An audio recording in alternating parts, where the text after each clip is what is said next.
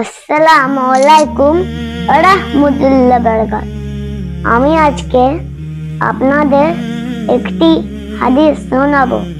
নবী করিম সাল্লাল্লাহু আলাইহি ওয়াসাল্লাম বলেছেন, আল্লাহ একদিন এক বড় নেতা পাঠাবেন, যার নাম হবে ইমাম মেহেদী। ইমাম মেহেদী আসলে দুনিয়া আবার ন্যায় ও শান্তিতে ভরে যাবে, খারাপ লোকেরা পালিয়ে যাবে আর ভালো মানুষরা নিরাপদে থাকবে।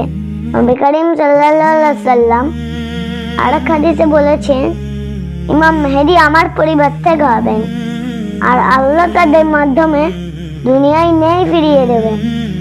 তাই আমাদের ছোট্ট থেকেই ফেরাদ আদায় করা আর ভালো কাজ করা শিখতে হবে, যাতে ইমাম মেহেদী এলে আমরা ভালো মানুষের দলে থাকতে পারি আর তেনার দলে যোগদান করতে পারি।